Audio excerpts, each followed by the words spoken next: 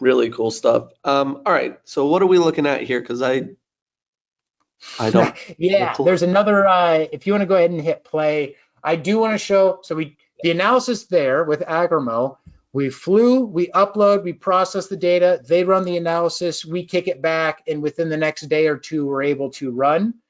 But you're starting to see more tools at the field's edge, such as the Pix4D Smart tool, where you fly over a field and you could just touch on some of the corn plants. You could just tap on them and then hit analyze, and it would analyze the entire field for all of those volunteer corn plants and then kick you a prescription.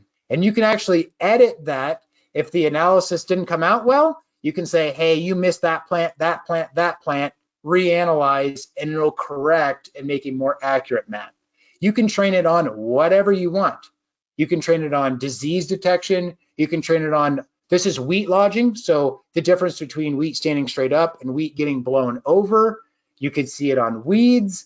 Like, I'm really, really excited on finding differentiation on plants in fields using the Smart tool and then making prescription and then spraying it with an Agris. And this is using Pix4D Fields. Is this something that is also available in other softwares, or is Fields kind of the go-to for this type of effort?